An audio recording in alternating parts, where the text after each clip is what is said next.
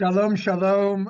It is a delight to be here today with you all here at Tzedek, the Orthodox Social Justice Movement, where we have so much going on that you can plug into fellowships and classes and activism. And we just launched our DC office.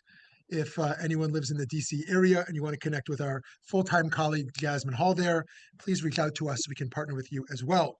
It's a delight today to be in conversation with Mark Hetfield, someone who I have known and admired for a long time, and he serves as the president of HIAS. He first joined HIAS in 1989 as a caseworker in Rome, Italy.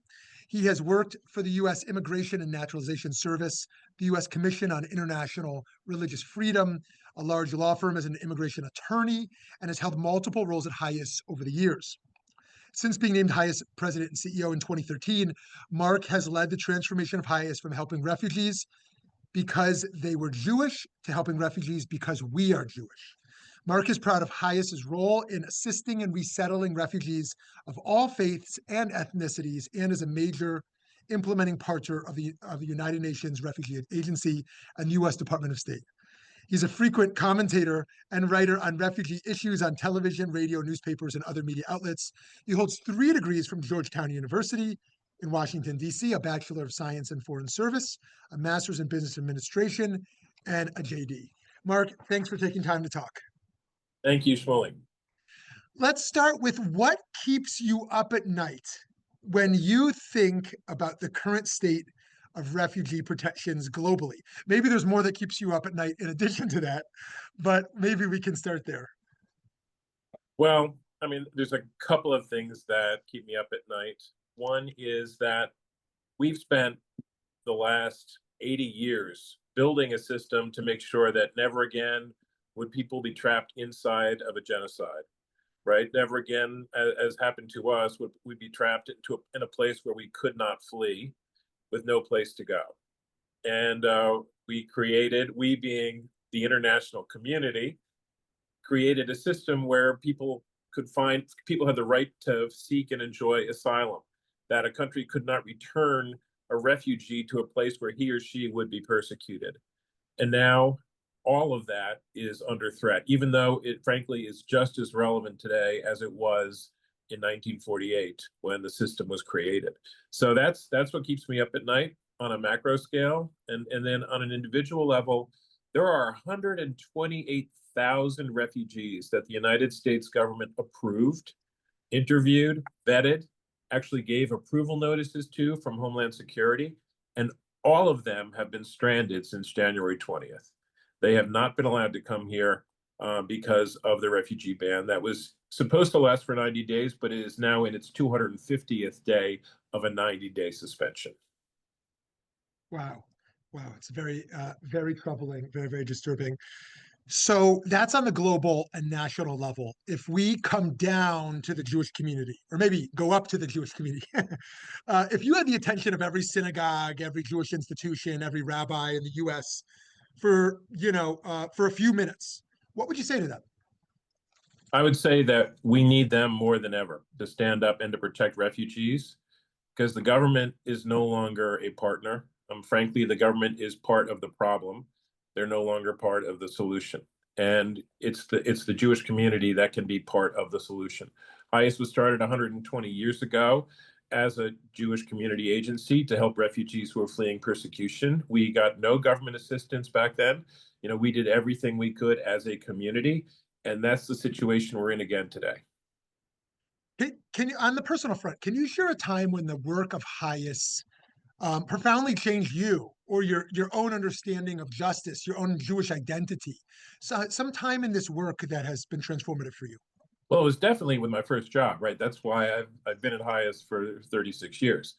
When I was a caseworker in Rome, it was so validating for us to be working, trying to help people leave a country where they were ashamed to be Jewish and bringing them to a place where they could be proud to be Jewish in any way that they wanted, right? And as Natan Sharansky used to say, that in the Soviet Union, being Jewish was a birth defect. It was nothing to be proud of. It was something you tried to hide or erase from your internal passport.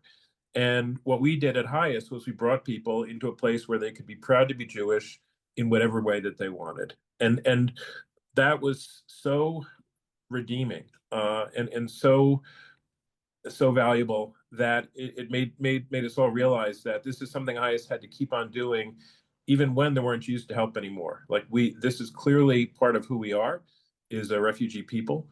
And the more that we can do to help refugees, the better. Amazing. So my HIAS's motto of welcoming the stranger, how do you interpret that mitzvah today in the face of rising nationalism and border closures? Yeah, it's more important than ever. And what really moved me was when we filed lawsuit against the Trump administration when they suspended the refugee program on January 20th.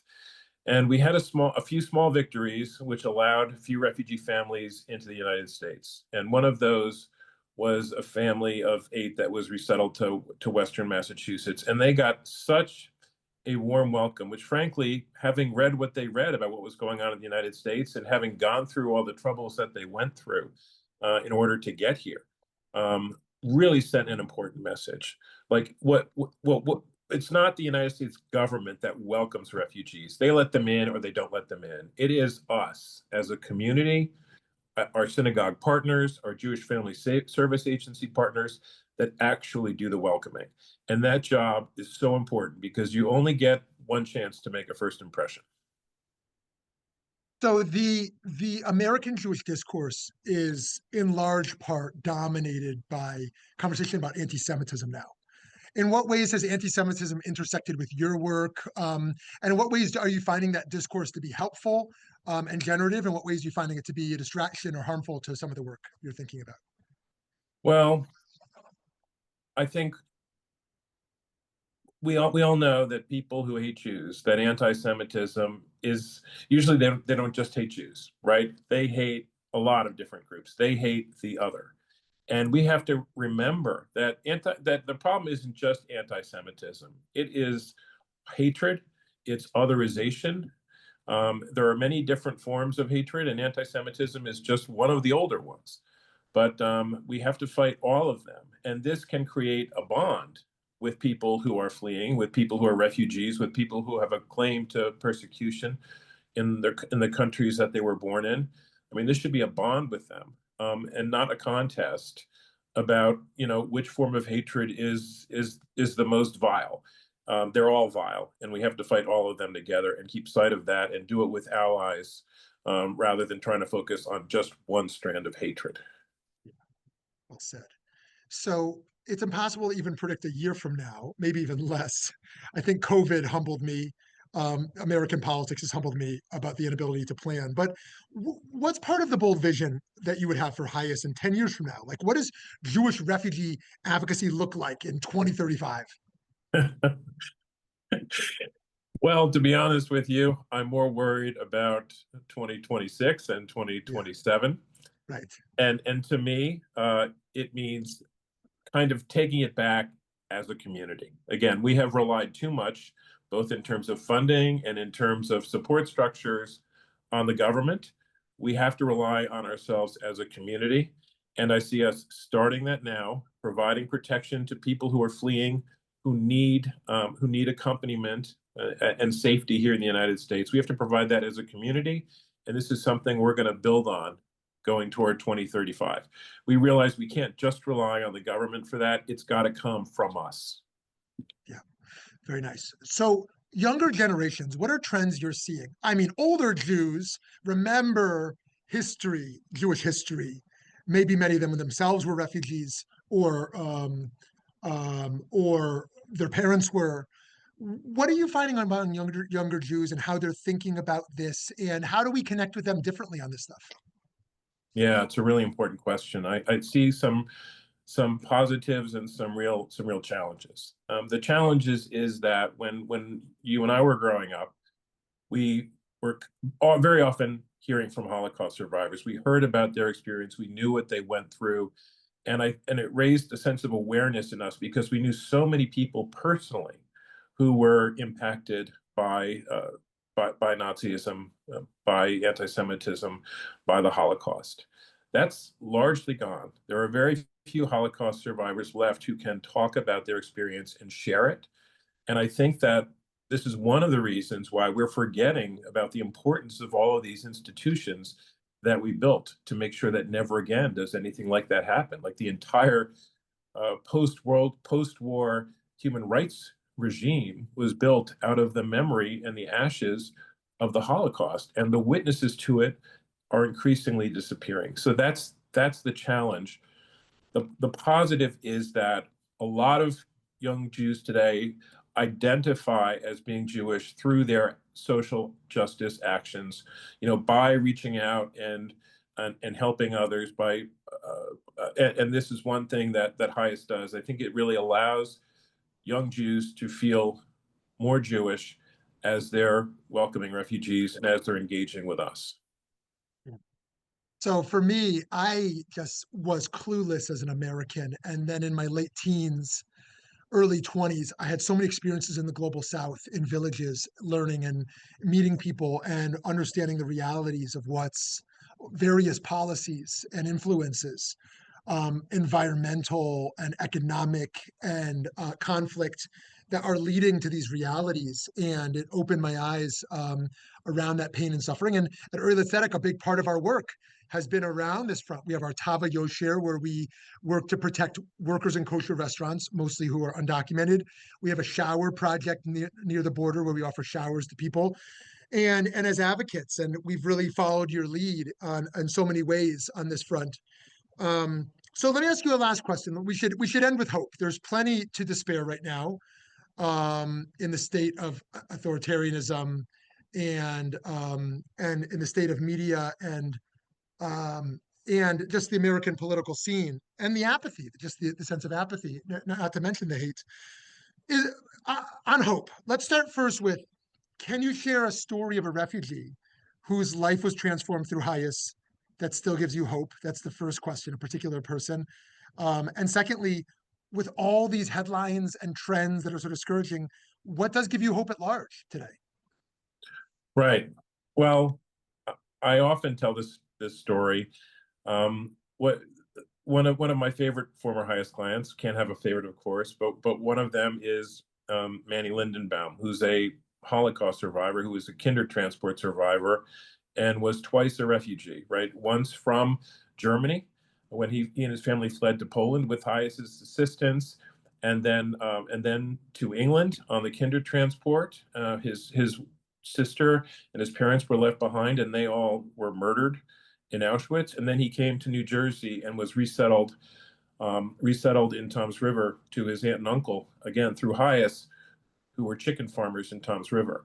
And this is something, an experience that as a refugee he could not talk about for many, many decades. He was so angry at his parents for abandoning him, although they actually saved his life and gave him away so that he wouldn't go with them to the death camps. And the same with his brother. And it took him decades and decades to just be able to speak about that. But once he did, he couldn't stop speaking. And he spoke and spoke about the importance of not being a bystander, of standing up for refugees. And then he celebrated his 85th birthday by bicycling across Europe, retracing his roots, his flight but backwards from Poland into Germany, crossing the Polish-German border on World Refugee Day, and he did it to raise funding for the refugees that we were helping in Chad, children who needed mental health and psychosocial support so that they could thrive in exile, the way that he wishes, frankly, that he had been able to. So, that to me is the most inspiring story. And it's one that we see repeated over and over again from people today who are fleeing for their lives. And what gives you hope at large right now, or just that there'll be a new day? That that really, at the end of the day, it is us who have the power to welcome refugees and to make sure that refugees are protected and to make them refugees no more. I mean, that is the real key to our success, is when a refugee is part of the community and is therefore no longer living as a refugee. And that's something that only we can do as individuals and as a community. It's not something the government can do. It's something that only we can do. The government just gives the papers, but we actually make it happen. Beautiful. Beautiful. Thank you so much for all that you do and have done. I can only imagine how exhausting and infuriating it is at times on so many levels to be in your role. And I'm grateful and proud to identify as a Jew, knowing that our Jewish community is doing this work. This is at the essence of what I think it means to be a Jew, is to be compassionate and welcoming, and at the very least, understanding our own history and what that's entailed. So wishing you and all of our listeners a Shana Tova. Thank you, Shmuley. Shana Tova.